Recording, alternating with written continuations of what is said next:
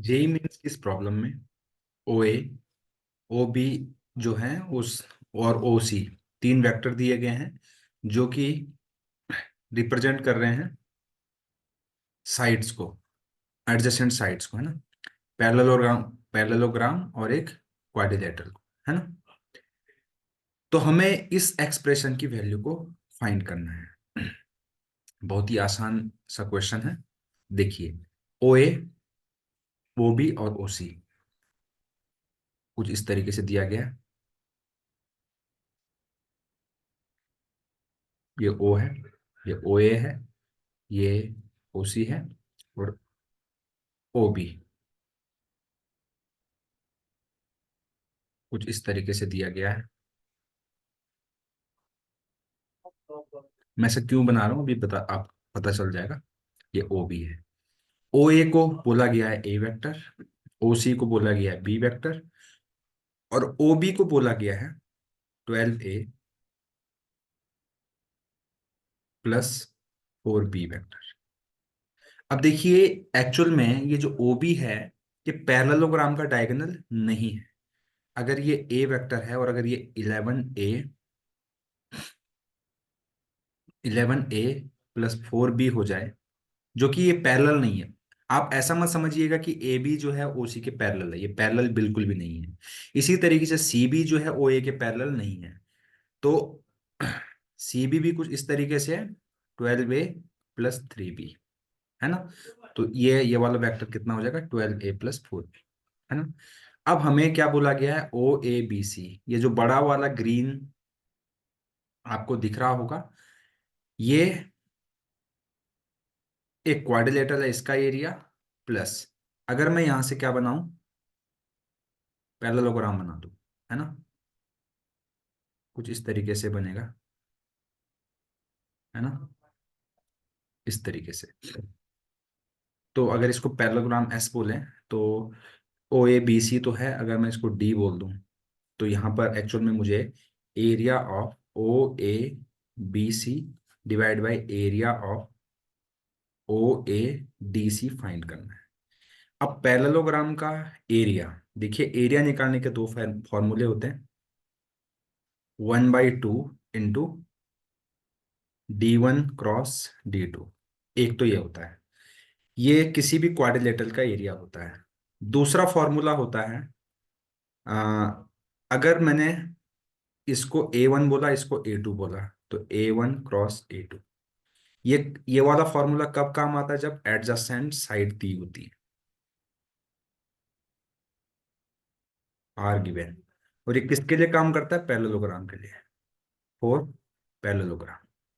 और ये any quadrilateral के लिए काम करता है, एनी क्वाड्रिलेटरल। और यहाँ पे ध्यान से देखने वाली बात क्या है, उसको ध्यान से देखिएगा। जैसे आप ओ ए बी सी देखेंगे तो एक डायगोनल तो ये रहा और एक डायगोनल ये रहा। आपको इसका वैल्यू पता है, इसका वैल्यू पता है, तो आपको पता होना चाहिए कि ये वाला जो डायगोनल होता है वो क्या होता है, ए माइनस बी। सही बात है, ए माइनस बी होता है। तो बस अब यहां से हम इस फॉर्मूले को अप्लाई करेंगे, 1/2 ओ A B C, O A B सी, ये जो ओ ए बी सी है उसका एरिया कैसे निकालेंगे, इसके दोनों डायगोनल मुझे पता है। एक है 12A प्लस 4B और दूसरा क्या है, क्रॉस करेंगे हम किसके साथ, ए माइनस बी के साथ, है ना।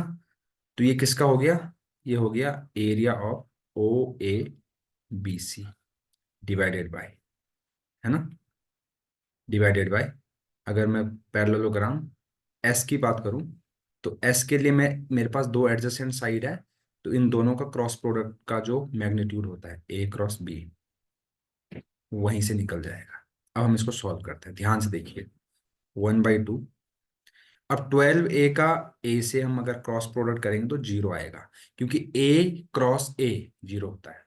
इसी तरीके से 12A क्रॉस माइनस बी करेंगे तो -12A क्रॉस बी आएगा।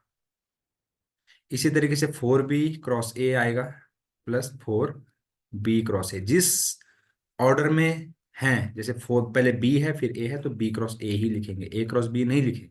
ये बात ध्यान रखेंगे। जब फोर बी का बी के साथ होगा तो हमेशा जीरो आएगा, सेम का सेम के साथ जीरो, तो माइनस जीरो लिख सकते हैं इसको, है ना, divided by A cross B.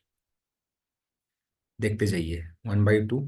अब देखिए इस ए क्रॉस बी को, इस बी क्रॉस ए को ए क्रॉस बी लिख सकते हैं, लेकिन हमारा साइन हो जाएगा change, A cross B -4 A cross B divided by A cross B. तो ये कुछ 12 और 4 16 -16 मॉड के अंदर है, ए क्रॉस बी बाहर से हाफ है, अपॉन में ए क्रॉस बी है।